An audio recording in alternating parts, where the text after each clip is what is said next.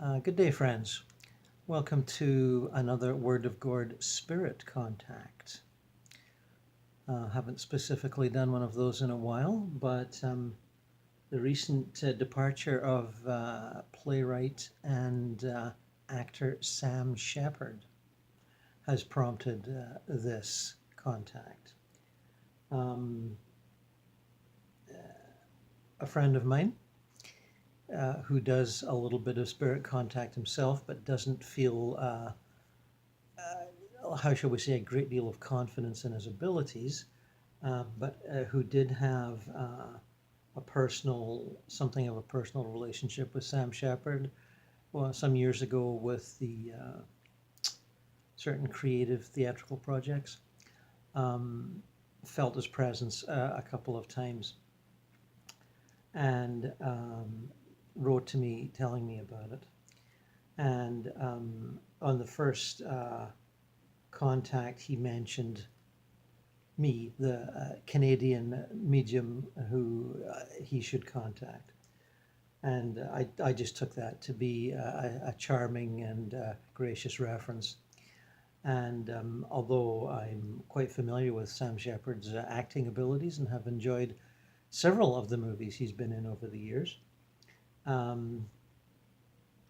I didn't feel a strong need to contact him, but that has changed. There's been at least one more contact that my friend has told me about quite recently. And he told me that Sam definitely knows he's passed over. There's no confusion about that, and quite relieved about it. I believe he had a degenerative disease. It took, I think it was ALS, that took its time with his body, and it's a punishing way to go. And I'm sure he's very relieved to be free of that. And that's what I've been told. And he also, this friend told me he'd been hanging around as what sounds like an earthbound spirit in what was described as the family farm in Kentucky.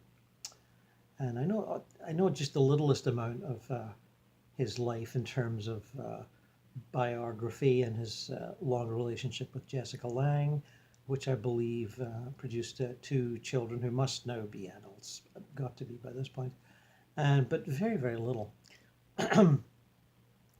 So again, my name was mentioned, and my friend said that Shepard had said to him, "Well, where's that Canadian medium you were talking about?" So I heard about this last night. Today is Saturday morning, and I heard this at supper time Friday, and thought it over, and thought I might get to it today. And then this morning, middle of the night actually, around I'd say 3 or 4 in the morning, it's one of those middle of the night things where you're not quite sure, did you sort of wake up a bit and remember a dream, or did you access a lucid dream that was ongoing? And I'm not quite sure. It was one or the other. But it was the lucidity part of the dream, as I say, not planned consciously by me in any way. I had other things on my mind last night, and evening rather, and it seemed to be very much a lucid contact with Sam Shepard, and interacting in an intelligent manner. And I woke up a couple of hours later, at, maybe 4 or 5 in the morning, and remembered it, and was thought, okay, something's going on here. This isn't just some sort of fantasy of mine. As I say, I admired his work, but I wasn't like a huge fan. And there's many other actors I've followed much more closely, like Philip Seymour Hoffman, or it doesn't really matter, but I think you know what I'm getting at. You admire an actor, but you don't get to know them that well, and don't feel that close to them. It's interesting how movies that touch your heart and your aesthetic sense can make you feel quite close to the participants. whether it's a director or a photographer or a writer, actor. So I'm now going to try and continue that contact. I'll move into a position where I can retroview that lucid dream, and it may turn into a here and now sort of contact. And I get the sense that Shepard is still around, and I will discuss with him or see what his needs are. So just a moment or two while I focus, please.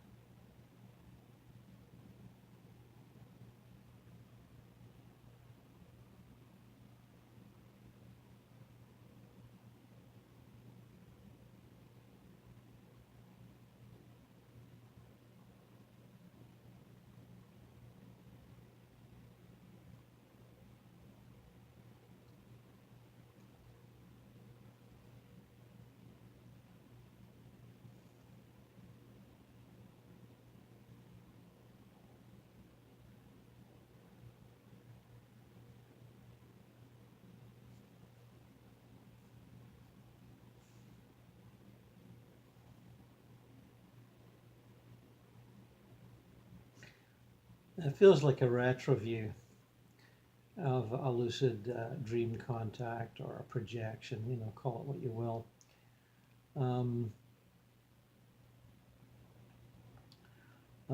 Did find him around the family property, just through an execution of, you know, intention. Take me to the, you know, the family property in Kentucky belongs to the Shepard family or whatever, and I was there, and he's lovingly embracing the whole family, you know, ethos in this property and the people that now live there, whoever they are. And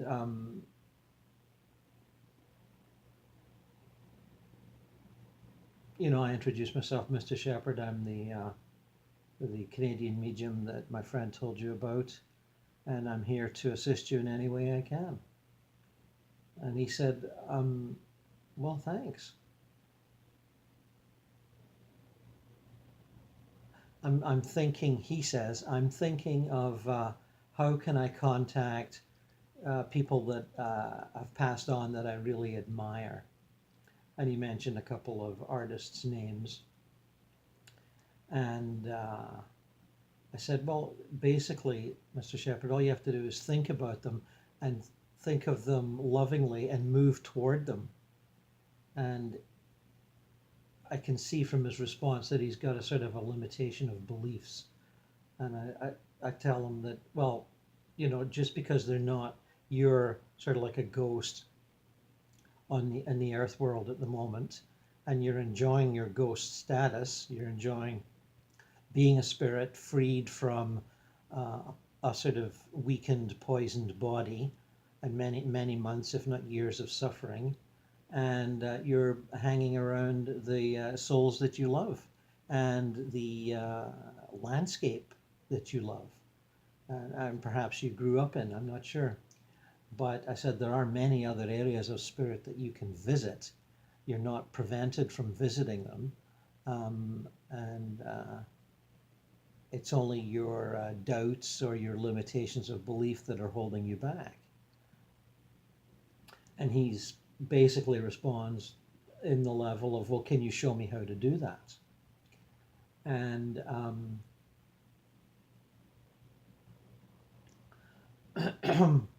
and I said, well, okay, here's something you're going to enjoy. I said, here, hold my hand. And he goes, really? And I go, yeah, really. And I said, I'm going to change dimensions and you're going to come with me. And you're going to see how easy it is. And there's a little bit more joking around, of course. And Guys are also a bit funny about holding hands, but he's an actor. He's done many strange things in his time. I don't suppose it matters to him that much. And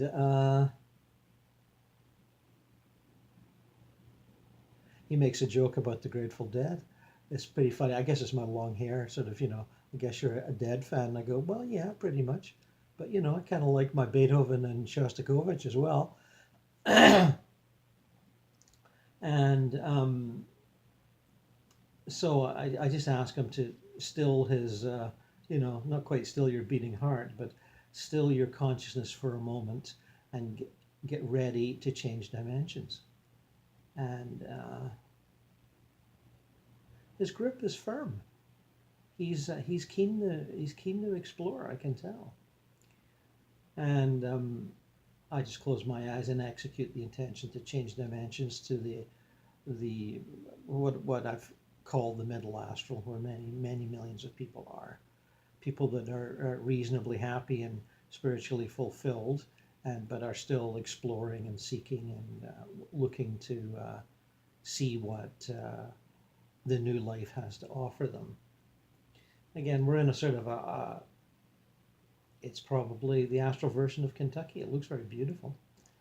And, my conception of Kentucky is pretty much, rolling fields and horse farms and, the sort of thing I've read about. I've not really been there. I'm kind of, Southern Ontario lad.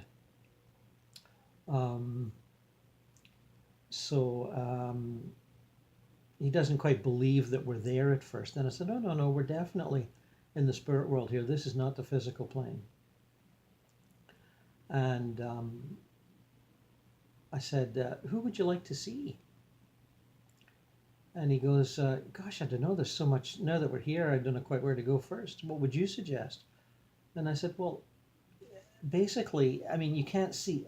Some people have little privacy shields around them. There are ways of doing that in spirit. People that have been famous on Earth and don't care to continue to be famous. I said, but my friend tells me that you're quite keen to meet up with Samuel Beckett, the Irish novelist of the 20s, 30s, and 40s, maybe 50s. And he said, oh yes. I'd love to see him. And I said, okay, well, let me just execute. Think of that intention. Now that we're here, think of Samuel Beckett, and let's see if we can go there. And he says, you want me to do this? And I said, give it a try. If it doesn't work, it doesn't work. Don't worry about it. So I stand by and sort of energetically link with him. We're not holding hands anymore. So that if he does make the move, I'll go with him. If I don't energetically link, he'll disappear and I'll still be standing there.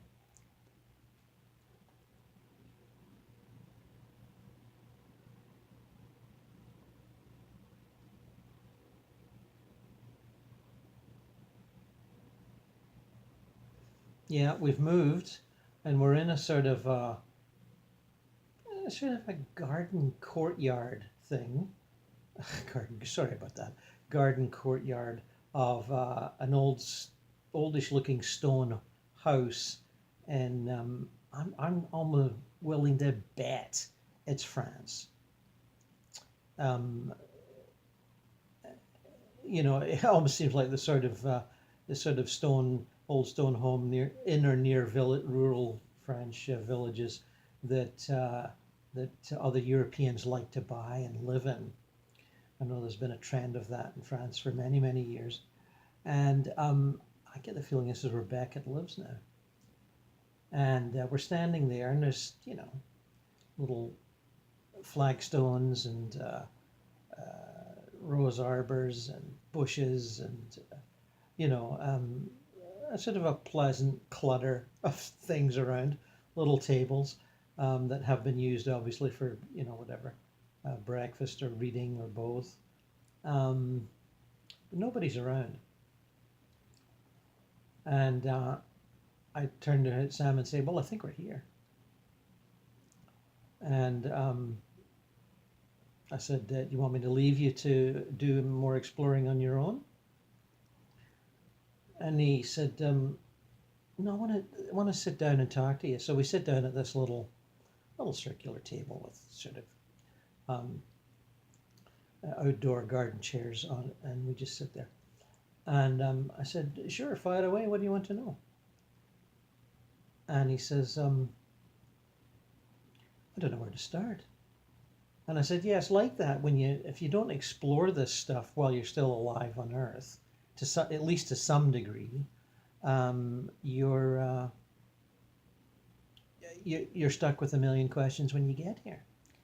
And I said, that's what, people like me, that's our little crusade, is to get people to learn more before they get here so that they can be self-guided and self-motivated. I said, and believe me, there's some people that are way worse off than you are, atheists and narrow-minded, unimaginative people that just can't imagine the enormous extent of the spirit world. And he says, okay, so it's enormous? And I said, yeah, it's huge. It's way bigger than Earth. The spirit world around the Earth is bigger than the Earth. And he goes, no. And I go, yeah. And I give him the old example. It's been used many times. Imagine the area between the surface of the Earth and the moon. And he goes, okay. And I go, okay, that's all spirit world. Different layers and levels of the spirit world, or the afterlife, or call it what you want. And he goes, okay, that's big. Yeah, you got it. I said, that's a bit really bigger than big, isn't it? And I said, you can spend your entire time here exploring and never come to the same place twice if you really push it. And he, this seems to fire his imagination. And I said, yeah, and think about all the plays you could write about the people that are here. So there's every kind of person is here, every kind of culture and attitude and belief system. I said, now people tend to be happier here on the whole. So you can't get, you can't get the mileage out of miserable people that you can writing theatrical stuff on Earth. People aren't so miserable here. What does he do? He goes, oh, shucks. And I go, okay, well, I know, but there are other things to write about, and you will find it, believe me. I said, for example, there are people that they're reasonably happy here in spirit, but they have many regrets about what they did while on Earth. And you can explore that for sure, because they don't resolve those regrets in a twinkle of an eye. They relive them in a sort of self-punishing, guilty way. So he says, okay, I'm getting it. And I said, referring to what my own friend had said in passing in his emails, I said, I brought Spalding Gray here once years ago. And he said, no. And I said, yes. I said, I just had the feeling when I heard about him falling off that ferry and then, going down to the bottom of the, whatever body of water he was in, that I'd find him. And I went and I found him. And I said, he's definitely made the transition, and you could certainly hang out with him. He'd be happy to see you, I'm sure. In fact, I'm surprised he's not here already. And he says, okay, well, I'll get to that later. And all I have to do is think about him. I said, yeah, think about how you remember him and the thoughts and laughter and love that you shared as two friends. And that energy will bring you right to wherever he is right now, whether it's sitting in a cafe, sipping a latte, or in a small theater working on some production that he's interested in. I said, people don't change that much. You just adapt your talents to the new society, the new territory. And he says, oh, okay. And then he asks about communicating with people that are living on Earth that can't seem to hear you and sort of seem to ignore you. And I said, well, you'll have to put up with that. It can't really be helped. It's it's just they don't believe, they don't want to believe, or it scares them. And I said, but one thing you can do is hang around when they're sleeping at night, because they'll come out of their body and you can interact with them then. And he goes, yeah, I've done that a bit. And I said, but you can't expect them to remember it when they're awake. They won't. Most of them won't. Some of them might remember a vague dream, like I remembered the dream of meeting you, but it fades during the day. And by mid-afternoon, it's just about gone unless they write it down. So I said, that's a frustration, and you're going to have to learn to put up with it. Because it's not, you can get annoyed and irritated, and that's not going to help. It's not going to change things. And I mentioned that some other people that I helped transition or talked to after their transition, Philip Seymour Hoffman being one, Robin Williams being another, Dennis Hopper being another. And he sort of laughs and says, you really get around. And I said, well, you feel attached to people. You feel attached to their energy. You're because of your love of their work. There's a harmony there. And I've certainly had spirit contacts with people I don't feel a harmony with, because others have asked me to do it. I said I was asked to contact you, but I did feel a harmony with your work. I remember several of your movies very fondly. Although I did not see, I don't think I saw any of your plays. Well, no, I said, wait a minute, what about Fool for Love? Wasn't that one of yours? And he goes, oh, yeah. I said, I saw the movie of that. And I said, but mainly it's your acting work that I remember.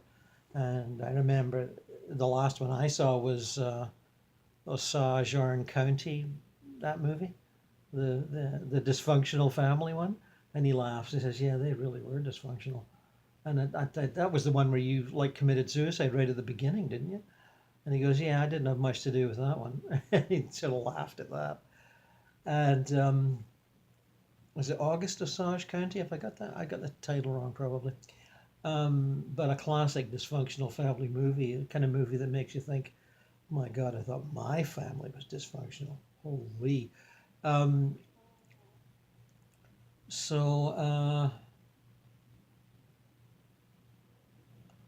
said to him, Sam, I come from a completely different culture than you do. I mean, I'm Scottish. I was formed in the 60s. And he says, well, I was too. And I said, yes, I just realized that. I just read this New Yorker, or was it New York Times article on your early days and what they called off Broadway. And he said, oh yeah, we had some big fun back then. And I said, some of those plays sounded really thrown together. And he said, yeah, they were. And we performed them for free. We made no money. We were begging for food at various times, sleeping on each other's couches. He said it was a riot, but I learned my craft. And I said, yeah, I had no idea that you started way back then, 63, 64. He goes, yeah. And I said, well, I was in high school in Scotland listening to the Beatles and the Rolling Stones and the Yardbirds. So obviously we're bonding there. So he asked a few more questions, almost predictable on what I told him. And I said, now don't forget your the musicians that you loved. You can visit them too.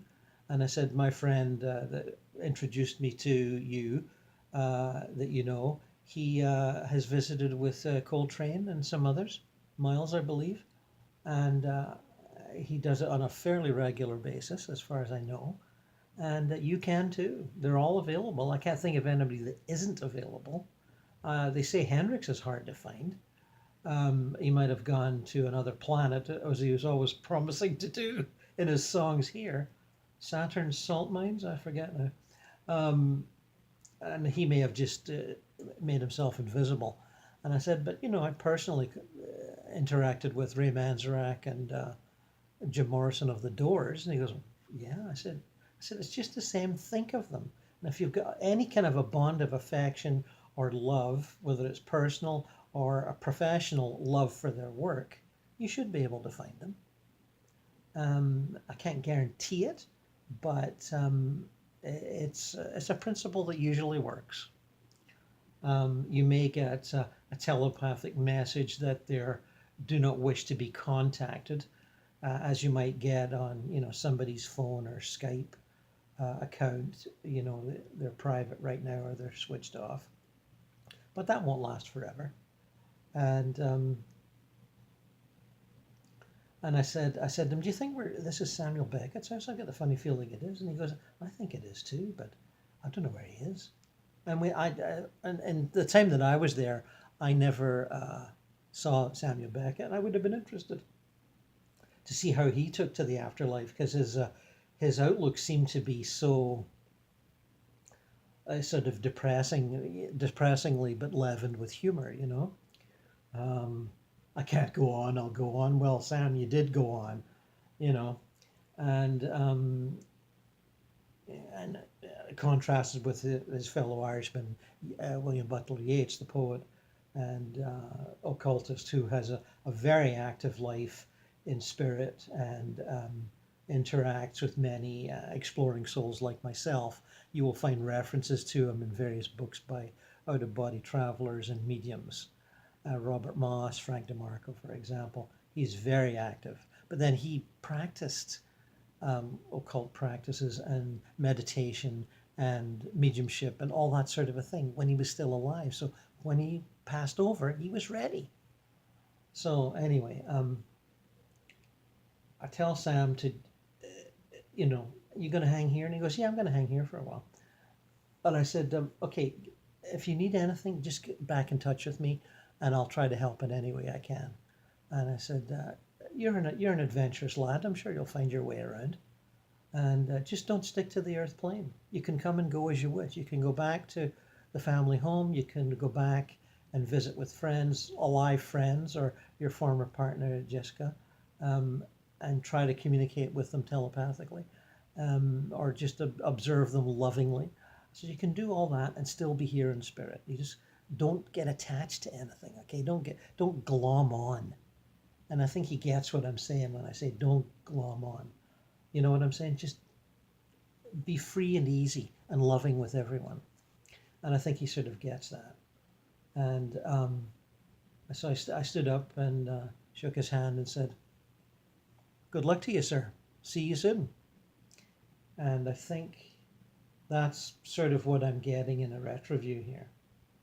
And I'm sure he's going to want to chat some more later. But be fun to see him meeting up with Spalding Gray. What a laugh that would be. Anyway, I think that's all for now. And in this time of great torment, as the colorful diversity of the modern world is repeatedly attacked by those who champion what they call purity. God knows how they got to that. But anyway, to me, it's kind of tribalism. Our tribe and our way of doing things is the right way, and everyone else is wrong. We're better, and you're not. But I truly believe diversity will triumph, because you can see it all over. People refuse to be afraid. People refuse to bow down to the narrow-minded stupidity of those who would, push violence and conformity on them. So fear not. Diversity will triumph. The Brotherhood of Man is steaming down the track at us, and we cannot avoid it. So until next time, friends, so long.